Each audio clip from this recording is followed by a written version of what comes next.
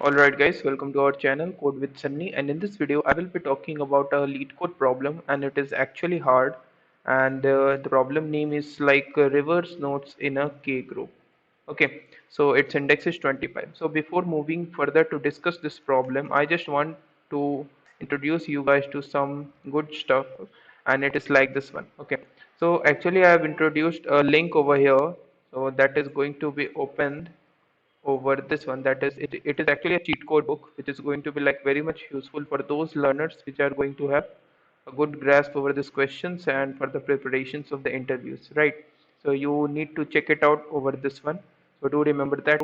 So we will be given a linked list. We need to reverse the nodes of a linked list k at a time. Okay, so we need to consider the groups of key size key consisting of key nodes at a time and return its modified list.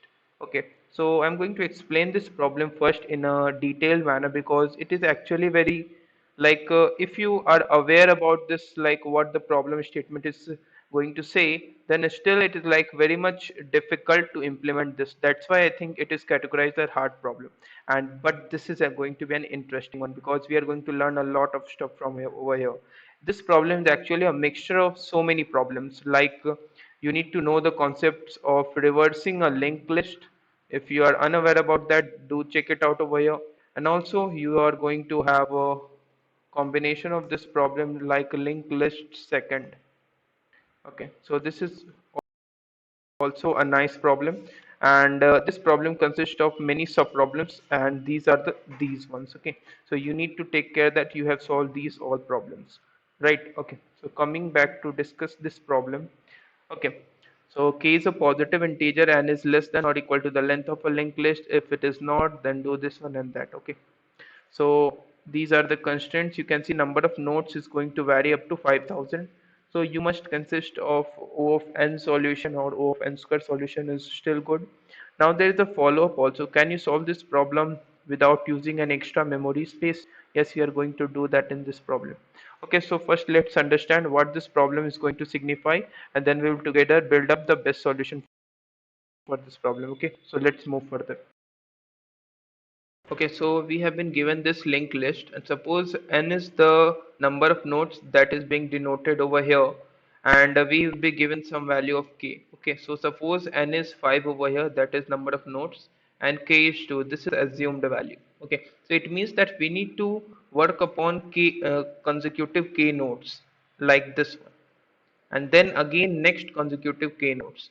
And if there are no more nodes, that is number of nodes after this one is like strictly less than k, you can see it is 1 and k is 2, and you need not to consider these nodes. Okay, now the question says that if you need to consider over this segment, okay, you need to reverse this node, like 2 big is pointing to 1.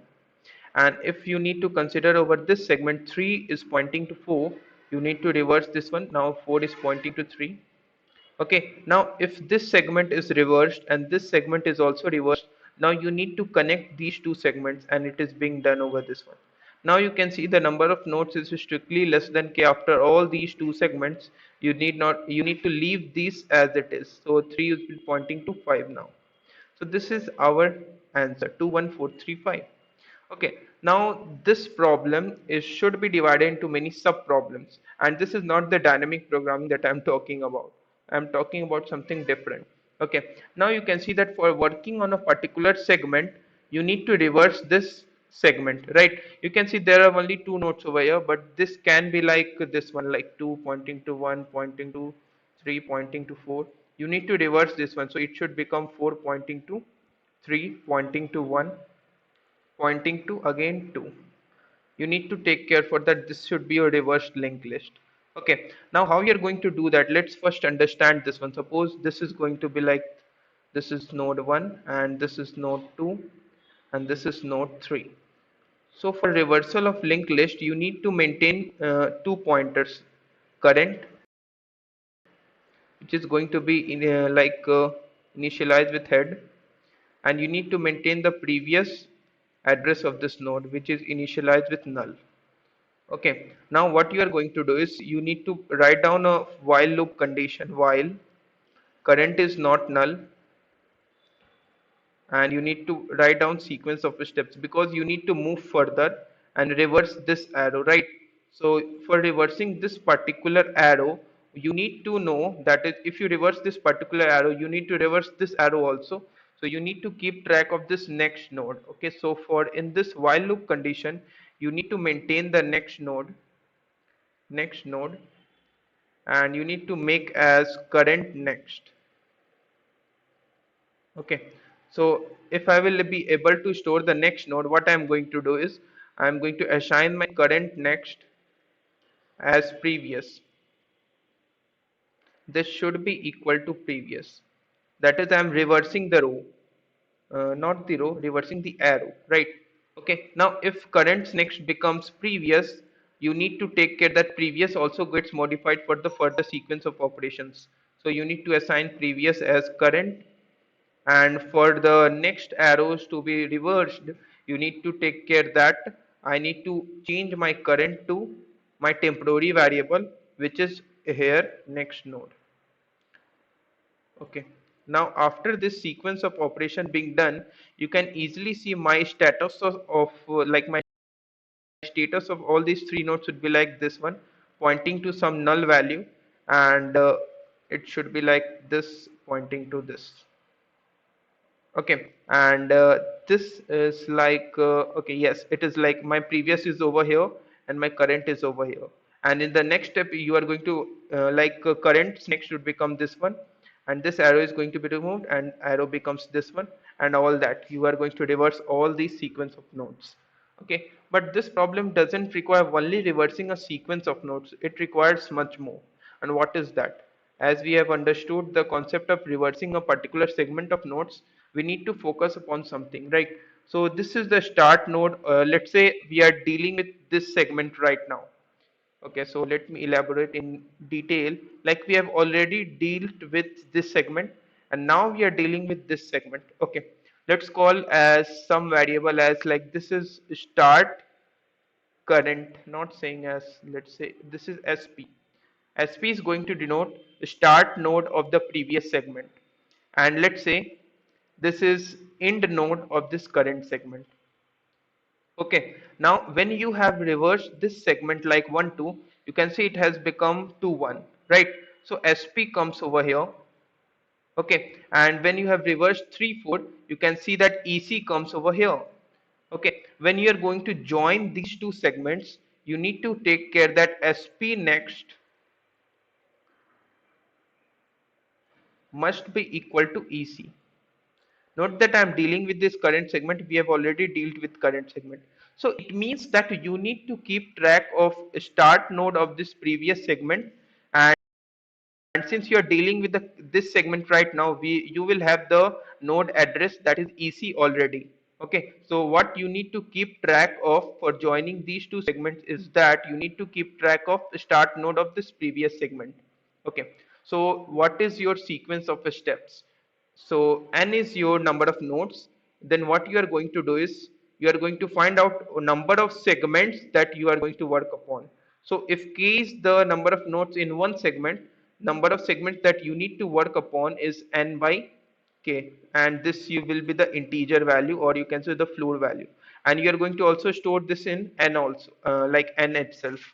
Okay, now you are going to iterate for all these segments one by one, and you are going to reverse these segments, reverse these arrows, and you need to assign this condition. SP's next should be EC. Okay, you guys must be thinking that why I'm not showing the brute force approach, like showing the dry run. The reason is very simple. This problem is actually the like sub. It consists of many sub problems. You need to know the concept of reversal of linked list, and you need to know the concept of how to join this one and why it is going to happen. So I'm going to elaborate all this in detail while I'm going to show up the code. Okay, now you need to take care for that when I am working for this like start only first segment, that is the very first segment. You need to take care for that your head pointer is going to like changed, and it is going to be like changed with this value, that is the end node of the very first segment, that is this 2. It becomes this head. Okay, now let's move on to the coding section where I will elaborate in a little bit more detail how the sequence of operations is going to be done, and how we are going to utilize this in a very beneficial way. Okay, so let's move further. Okay, so let's move on to the submissions tab. You can see there is a runtime of 8 ms and 99.15% of CPP submissions where I have done this. Let's open this one and let's understand this coding and well as the explanation in very detail. Okay, so you can see that I have taken this n, which is going to track the number of nodes in this list. Okay, and these are the variables that I will require to store the node's address. Okay, I'm going to also elaborate in detail. So you can see this is going to just count down the number of nodes present in this linked list, and is going to have that value. Now I'm going to modify this n value, which is going to store the number of segments that we need to work upon, segments of size k, and note that this will be an integer value of the division n by k. Now I will initialize current as head because I need to work upon the segments. Okay, now you can see this is the for loop that I'm talking about right now. Okay, you can see for I'm just working upon every segment. I have started I equal to 0 and less than I equal to n. Now you can see I have initialized previous as null. Okay, so now suppose we are dealing with this segment like this one. Now for dealing with this segment, as I have already said, 3 is pointing to 4. I should have to maintain some variables, previous, current, and the next node. Okay, you can see I have started with previous equals to null, and I have this next node also, which is going to work upon reversing a particular segment, and this start current is going to store the current start node, that is the start node of the current segment. Okay, note that we need to track this one like this one, and like end of this one. If we are working upon this one, we will have this value, but we don't have this value. Okay, so we need to like store the we need to store the start node of the previous segment. Okay, that's why I'm going to use this condition. Start current is going to store the current. Note that I've also modified this one, like start previous becomes the start current at the end of this iteration. Okay, not focusing upon this one right now. Let's focus upon reversing this one. As I have already said, we are going to work upon this length equal to k. Okay, so I have just iterated j equal to 0 up to j less than k and j plus plus. And next node I am going to store it down, and I will just reverse this arrow and assign this previous node, that is update the previous node address, and current is going to point as next node. So this entire for loop is going to work upon this reversing of this arrows. Okay, now the thing is like we need to take care for that. If we are working upon, that is, if we have already worked upon some segment and we are working upon this segment right now, you need to assign this to this one. That is the start node of this previous segment, and this end node of this current segment, that is one should be pointed to 4. Okay, so you need to take care for that also. Now the thing is like if I is 0, it means that you are dealing with the very first segment right now, and this previous is going to store the end of this current segment, right? Because if you have already reversed this segment, your current will be pointing to this one, that is this would be the current one, and this previous is going to be pointed to this one. If you are dealing with the very first segment, your head pointer is going to change, right? Okay, that's what I have done is if I is 0, like update the head pointer. And now if I is like greater than 0, it means that we have already processed some segments of size k, right? That is I'm going to talk about this one. We have already processed. Now we are processing this one. Okay, so it means that you need to change this pointer and assign its next to this one. Okay, so what you are going to do is start previous of this previous segment, start node of this previous segment's next node would be like the end node of this current segment. This is for connecting two consecutive segments. Okay, now if after all these operations being done, you need to take care for that if there exists some node. Yes, there is also always going to exist some node. So you are going to do that start currents next would be like current. Okay, now you can see that the reason is being like quite simple.